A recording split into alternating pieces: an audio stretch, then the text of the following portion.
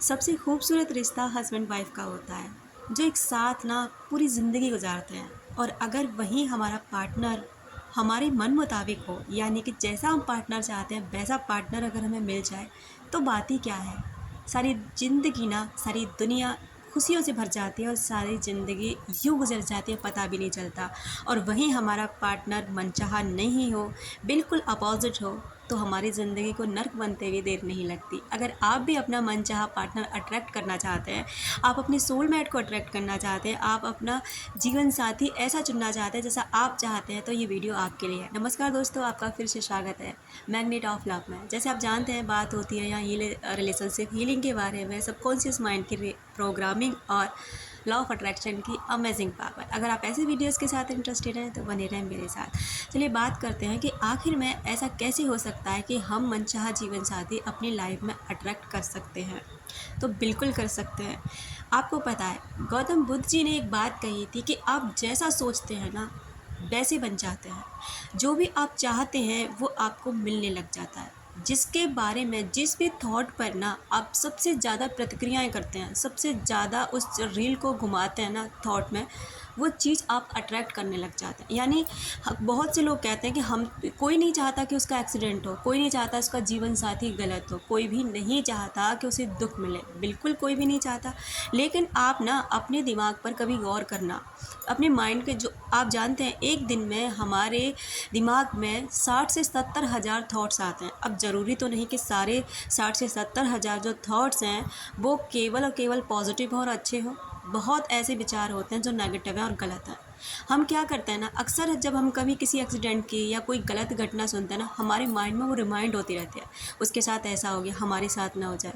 Road पे देख के चला करो, आजकल एक्सीडेंट बहुत होते हैं, वहाँ मत, ऐसे मत जाना, आजकल ये चीज़ें बहुत हो रही हैं, आजकल धोखेबाजी बहुत हो रही है। तो ये आपके माइंड में चल रहा है ना, और अगर आपके माइंड में चल रहा है ना तो पॉसिबल है। आप जानते हैं कि जो गैजेट्स आज हम यूज़ कर रहे हैं ना, जो भी इलेक्ट्रॉनिक आइटम हैं, जो भी चीज़ें हैं ना आज हम यूज़ कर रहे हैं, पहले किसी के दिमाग में बनी, ऐसे ही अपीयर नहीं हो गई, जादू से ये इस दुनिया में नहीं आ गई थी।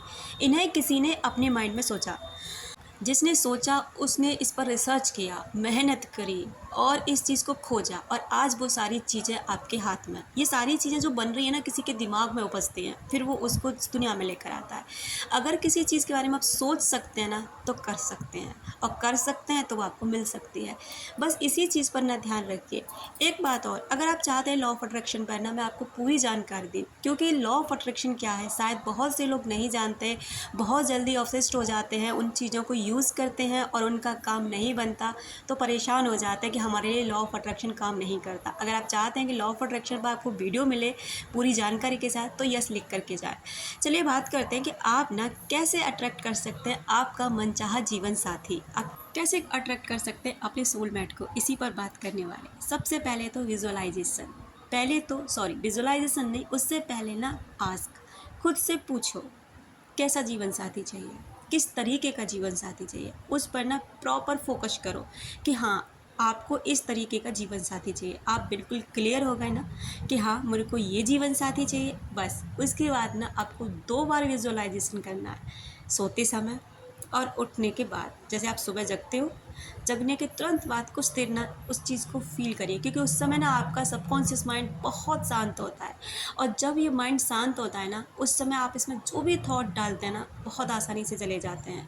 क्योंकि जब हम जगते हैं ना तो उस समय हमारा माइंड इतना उथल पुथल नहीं मचा रहा होता, बहुत शांत विचार उस समय चलते हैं लेकिन इतने नहीं चलते, शांत होता है। दूसरा, जब आप सोने की अवस्था में पहुँचने लगते हो ना, बिल्कुल सोने वाले होते हैं, उस समय आपका माइंड ना धीरे धीरे शांत हो जाता है, विचार बहुत कम हो जाता है।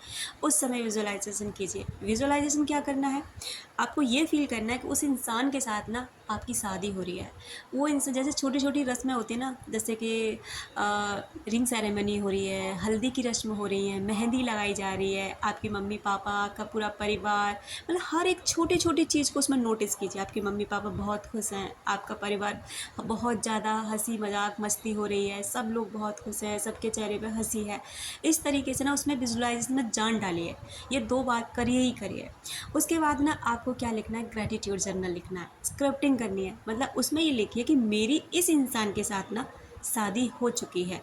आप जब ऐसे लिखेंगे ना, प्रेजेंट में लिखना है, जैसे आप डेट भी डाल सकते हैं कि इस डेट को, तो आप ना डेट डालिए, जैसे जिस दिन आपने लिखा है ना उस दिन की डेट डाल के आप उसमें लिख सकते हैं कि ये चीज़ मेरी हो चुकी है, थैंक यू यूनिवर्स।